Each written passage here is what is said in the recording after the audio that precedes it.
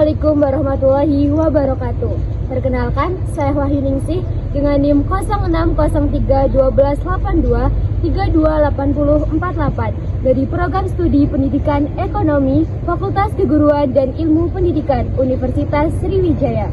Tujuan pembuatan video ini untuk memenuhi ujian akhir semester pada mata kuliah Teori Ekonomi Makro yang diampu oleh Ibu Dr. Randa Siti Fatimah MSI dan Ibu Yuliana FH SPD MPD.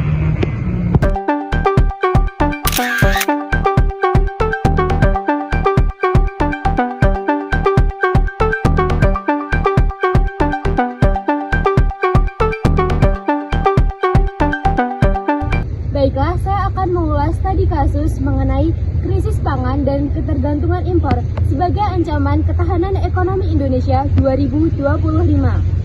Pada tahun 2025, Indonesia menghadapi krisis yang tak bisa dianggap sepele. Harga beras melonjak, petani pun merugi, serta masyarakat menjerit karena daya beli menurun. Semua ini berawal dari satu masalah besar, yaitu krisis pangan akibat perubahan iklim dan ketergantungan pada impor. Apakah ini tanda lemahnya ketahanan ekonomi kita? Fenomena El Nino memperparah musim kemarau di Indonesia. Dampaknya, ratusan ribu hektar sawah gagal panen. Produksi pangan nasional, khususnya beras, turun drastis. Di sisi lain, permintaan tetap tinggi. Inilah awal dari lonjakan harga pangan. Lalu, bagaimana dengan dampak ekonominya? Tiap tahun Indonesia ngimpor beras dari berbagai negara, Thailand, Vietnam, Pakistan, dan Myanmar. Indonesia juga ngimpor bawang, kedelai, susu, sampai gula dan garam. Tapi pertanyaannya kenapa? Bukankah Indonesia kaya akan bahan pangan?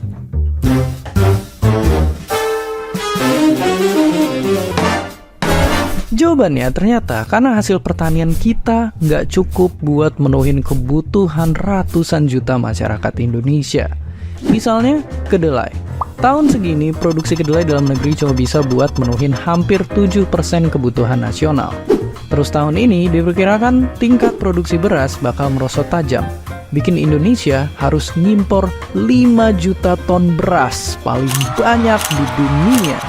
Tapi di sisi lain, kita emang perlu ngimpor beberapa makanan kayak gandum, soalnya nggak cocok ditanam di tanah Indonesia.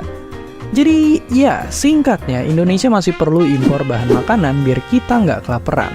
Kalau nggak impor, bahan makanan bakal langka dan harganya bisa jadi juga akan meroket, bikin kantong makin cepet kering. Harga beras kini menyentuh 15.000 per kilogram di beberapa wilayah. Inflasi pangan melonjak hingga 6% di atas batas aman.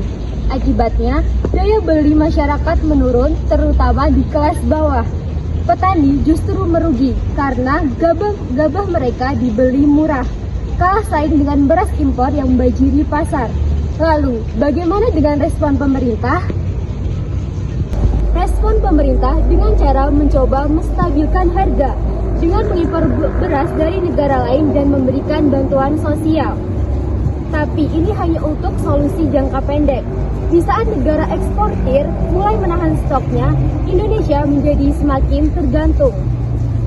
Masalah ini bukan sekedar masalah cuaca, ini soal kebijakan. Produksi dalam negeri tidak ditingkatkan secara serius. Infrastruktur pertanian pun belum memadai. Sistem irigasi rusak, petani minim dukungan teknologi. Sementara itu, impor jadi andalan setiap kali ada krisis ekonomi. Solusi dan harapan saya terkait masalah ini, Indonesia harus berbenah. Kita perlu reformasi pertanian yang nyata, dari peningkatan cadangan pangan, investasi irigasi, hingga dukungan penuh kepada petani lokal. Ketahanan pangan adalah kunci, bukan hanya soal ekonomi, tapi juga soal kedaulatan dan masa depan bangsa. Krisis 2025 harusnya menjadikan pelajaran. Apakah kita terus bergantung pada negara lain atau mulai berdiri di atas kaki sendiri? Ketahanan pangan adalah ketahanan bangsa. Jangan sampai krisis ini terulang kembali. Demikianlah ulasan mengenai studi kasus terkait krisis pangan dan ketergantungan impor. sebagai ancaman ketahanan ekonomi Indonesia di tahun 2025. Semoga video ini dapat bermanfaat bagi para audiens atau penonton.